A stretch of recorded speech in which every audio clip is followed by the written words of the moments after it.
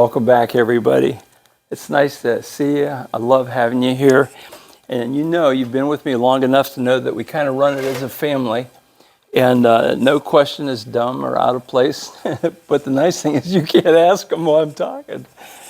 Anyway, thanks for being with me. I have two things on my mind. I want to share a site. And this, right now, we're in the heat of field walking. And where I am in east central Ohio, this past weekend, anything brown that I saw outside my window, my car window, had people walking on it. They were everywhere. And that's great. I'm glad for them. But there's a downside to that.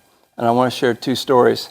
First of all, get permission. The land belongs to someone, and it's precious to them, and they care. That's called consideration. It's called respect. It's called the right thing to do. So here's what happened to me. I was in one of my fields. It's not a good field. It's very close to my best field. And I got out, and it's probably a couple 100 yards long, and I'm in the field, bend down to pick up a few things, and I see a guy down in the corner running full bore across the field toward me, and I thought, this is interesting, because nobody else had permission to walk it. And he gets up there, and I'm like, oh no, it's the bald-headed man who caused a lot of problems the year before. And so he got up there, and he starts walking parallel to me, about 10 feet from me. And I'm moving in one direction, and he stays in the flow of my direction. And I'm like, are you kidding me? So respectful, hi, how are you? Great day, lots of places to walk. And he didn't say a word, didn't look at me. So I thought, well, I'll just go out and make a big swing around him and just give him this area, and I'll walk over it. I did it. He followed me, got in place, and started parallel walking in front of me again. Now, I'm a nice guy, but I'm going to tell you, I was tested at that moment. And then this past weekend, I was in another semi-new field, and I noticed two things. First of all, there are three fields pretty much all together. Two of the landowners have stopped field hunting permanently because of just everybody going there and walking without permission. They just shut it down. And there's your worst nightmare. You will not get in it, and you will see flint in it from the road. Then the third field, and the guy had problems, but he said, yeah, he'll let me walk, and I'm grateful for it. So over the weekend, I'm in it, up there walking, and I noticed two guys out here walking, and there's two guys out here walking, and then I see a truck going clear in, and they pulled in behind some trees and got out and pulled branches and threw branches on the truck. Now, come on. But the field's so giant that I didn't really want to take the time and go over and say, hey, guys, what's up? And then when I finished, I got in my car, turned around, started to go down the little gravelly road, and wouldn't you know it, one of those guys got in his truck, came all the way around, pulled over, parked halfway in the road, and they jumped out in this field and just started walking. And I know no one's allowed in there. And I got a little bit of West Virginia in me. So I pulled over, slowed down, stopped my car, got out, and I got in position where they could see me. And I bent down like I was looking at their license plate. Ready. And then I get back in my car and I drive slowly. Bottom line is, people take the time to get permission, but it's a good thing to get to know the people who are out there walking with you. It can be good, it can be helpful, and it can be a lot of fun. And there's always many, many good stories to tell. Well, that happened to me and recently. And the other part of the story today is, and I want to hide this, no peeking. I'll do this.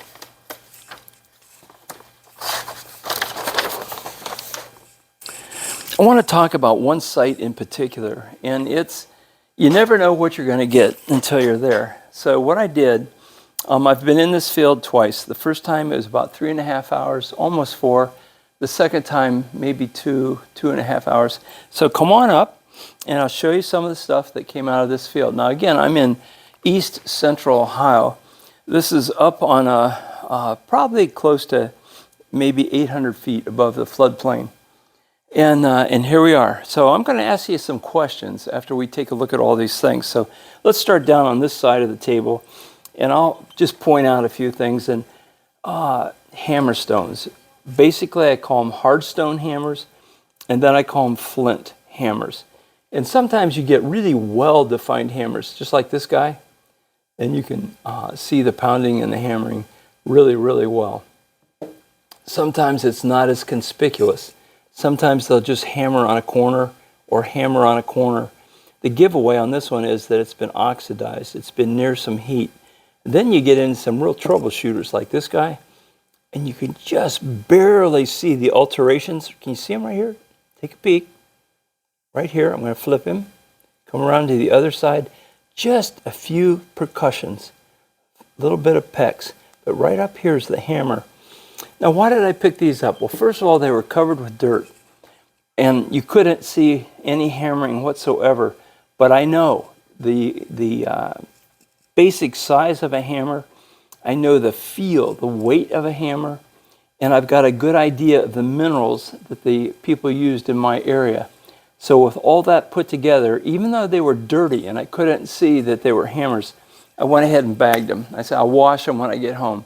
And remember, my motto is when you're out walking, collect, collect, and collect. When you get home, you can wash it and look at it, enjoy, and spend all the time you want. But when you're out there, collect. So let's take a look at some more hammers. These are again, hard stone, but these are flint. And sometimes they're obvious, sometimes they're not so obvious, but here's a chunk of flint, a little bit of percussion right here. If I turn them around, a lot of percussion right here. And what's good is if you can see this, this will help you when you're out in your field and you pick something up and you go, oh yeah, that's that percussion hits on the hammerstone. So here's a flint hammer. I'll grab another one. This one's tough because it looks like a hunk of flint, but if you look him over, here we go. Lots of percussion right here. And this is no doubt broken up as a result of being a hammer or hammered. Another one, this guy looks like a potato that's been laying in your fruit cellar all winter long. You can see all the concussion or percussion hits all over this guy. I'll go real slow so you can see it. Right here. Right here, the surface is totally altered compared to this. And these two are a little bit smaller. But look at the end, how it's been altered right here. Maybe even broke as a result of hammering. I would say it was.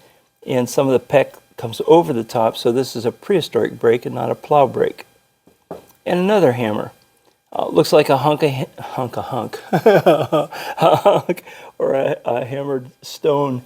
And again, you can see some of the percussions along the corners of this. Now, I'm going to keep all this in mind because we're going to go somewhere today as we're looking at all this stuff. Let's slip down the table. And there's a big question that looms in my mind always is, why there? And who are the people? Why are they there? And who are these people? So whenever and wherever I walk, I always ask myself those questions. So going here, these are just parts and pieces of what we call a preform. A preform is just the early stages of something that has form and shape, and eventually these are going to turn into final stage preforms that are thin, nicely chipped, and from there they can go to a notch point or a special knife or whatever they want. Preforms. This is unique. It looks like just a big slab of flint, but I'm going to bring them over here under the light because I want you to look at this. This was immediately of interest to me. And because of the differentiation in color, the patination here and this, I was thinking at first, this looks like a field hit. I went ahead and bagged it anyway. That when I got home and washed him up, I noticed that this matches this. And there's patina all over this. This is what we call a graver right here. And this is a big guy. You could really grab on it and you could do a job with it. But here's the tool. A little bit of maybe a scraper knife right here, but here is the tool, and look at the size of this, just for one specific tool. So it had a targeted job in mind. More preforms. Preforms fall into probably about 6 categories, with the first one being rough, really crude, where they're whacking and hammering and trying to get some kind of shape or form. Then it gets a little more shape and form, and this broke in the process, so they pitched it. And then if they keep on working, sometimes they can end up real small, like these, or they can just be long and narrow. But these are a different type of preform, probably another culture. Don't know that for sure. Slip it on down. Let's keep looking. Off this site, I discovered a whole different kind of core, and it just slid right past me until this year. Each one of these flat on the bottom. This one is a real knock me out piece right here, because these were scallops that were put in there intentionally, but flat bottom, flat bottom, flat bottom, flat bottom. I'm going to sneeze. Anyway, they basically have a haystack shape. Who did it? What culture? I can't answer that. But cores. Now these, probably a lot of you people are going to be familiar with these, but I'm going to take a minute because we're all learning together. A nice core will usually have a decent platform, okay? And if we look at this guy, you should be able to see the flake scars. Here, here, and here, okay? But notice how skinny and thin it is. This guy was in the field because it's what we call an expended core. It was done. They simply, because of the angle and the size and everything else, they couldn't knock any more blades off, gave it a pitch. And if you think this one's used up, what do you see this core? Right there is the platform. And they were popping blades off this guy left and right, left and right. Flip him over. They were knocking blades off this side. This is the skinniest expended core I have ever picked up in my life. Again, another platform with some blade removal. Different types of cores. Now these guys lean a little more toward the Adena Hopewell culture. My friend brought this in today while we were filming, and the question was, well, do I have a core or do I have a hammerstone? And I looked at this and I said, well, my first comment is, it's been in a fire. You know, these are little pop marks which are really indicative of flint that's been fired. The weight is substantial on this thing, and blade removal is all over this, all over this. Nice weight. So one of the things I want you to take with you today is that usually on your cores and your hammers, they're really consolidated. They've got some meat, they got some weight to them, and this is pretty typically the size that we run into. There were some flakes or flake knives in the field. Not a whole lot. Coming over here, there was some Nelly chert, and as you look at these, you can see these are all parts and pieces of preforms in that field. If we look up here, this is just a real quick stuff just thrown together that came out of there. I hadn't even sorted through it yet to put stuff where it goes, but just so you can see the flow. Not a whole lot of flake blades, not minimal blades. Coming over here, you'll notice a considerable amount of preforms, broken preforms all over the place in this field. And then again, not too many blades. Absence of notched points. We got to go all the way down here to see the notched points. And there was a lot of ground covered, but very, very few notched points. Most of these are archaic. This is a midsection. Flint Ridge, it may be late archaic. Early woodland right here. And then this one is probably late woodland or late woodland. Kind of a big triangular knife, paper thin. Very different than the rest of the cultures. Okay, so what we did, I just took you on a walk. This was 2 separate days, about a week ago. And this is the material that I pretty much expect to come out of these fields. But here's my question for you.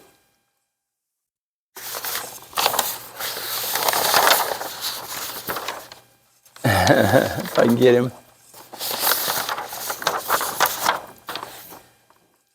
We just looked at this, and my question is, what's missing? And as you spend time and you kind of get this innate knowledge, feeling, friendship with the field and the material and the things in there, it'll begin to speak to you. And I looked at this, and it was really conspicuous to me. There are things missing. Chips, the little tiny chips debitage. Most of these fields, I can get 2 or 3 1-gallon bags filled with those. And when I'm talking first or second retouch, first would be when they're putting a really nice edge on a point or a knife. This stuff is missing. The resharpening process, missing. Micro tools. Most of my fields, I get anywhere from 100 to 100, 200 in a day's walk. Almost none in this one. No hafted scrapers. No end or side scrapers. No drills. A couple gravers or engravers. I think there were maybe a handful of perforators. Hard stone tools are missing. No celts. No axes. Full groove, 3/4 grooves. No mortars, no pestles, no concavities. All missing. Slate. Missing. FCRs. For the most part, they were missing. They were in 2 areas kind of centrally located, but the numbers just weren't there. And then in general, blades, flake knives, they are just minimal. So what is missing? My question is, can we learn from what is not there as much as we can from what is there? So what is missing? Hey, on the other side of the coin, what is present? Well, we do have chips in our debitage. Not a lot, but we have chips. We have multitudes of preforms, various types of preforms, various sizes. And some of those reflect the touch or the techniques of different cultures. Hammerstones, oh my gosh. Hard stone and flint everywhere. Flint types, this is what's really cool. You can learn a lot about the flint in your area by the debitage that you pick up or find. And in this case, there was a real narrow range of flint types. In other words, instead of the whites and yellows and glossy blacks and purples and indigos and all that, there was pretty much blues and blacks. And that dominated everything. Could indicate we have a blue or a black series of flint pits in the area. Okay? Cores, they were there, but they're minimal. There were some blades. Now, when I talk about blades, we're talking a uniface piece, and it has to be at least 2 times longer than it is wide, or traditionally maybe even 3 or 4 times longer. Okay, but conspicuously, they were there, but just not a whole lot. Notch points. There were notch points, but there weren't many. So see what we're doing here? We're kind of laying what is and what isn't together so that we walk out of there with something under our belt, an idea of what was taking place back here.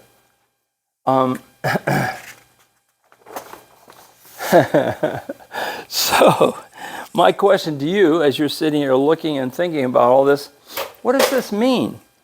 Well, if I'm not finding drills, if I'm not finding hafted scrapers, end scrapers, side scrapers, if I'm not finding slate, if I'm not finding concave, you know what? Those kind of tend to be on village sites. So maybe I'm not dealing with a village site. Maybe I'm dealing with a summer encampment. Or maybe I'm dealing with an annual series of summer encampments by a lot of people. So again, so what does all this mean? We're trying to put some time periods, basically what was going on. So we have hammerstones, we have a lot of preforms, and a lot of other things that are broken pieces and parts of preforms, and a few cores. Are you getting kind of the feeling that it was kind of a workshop area?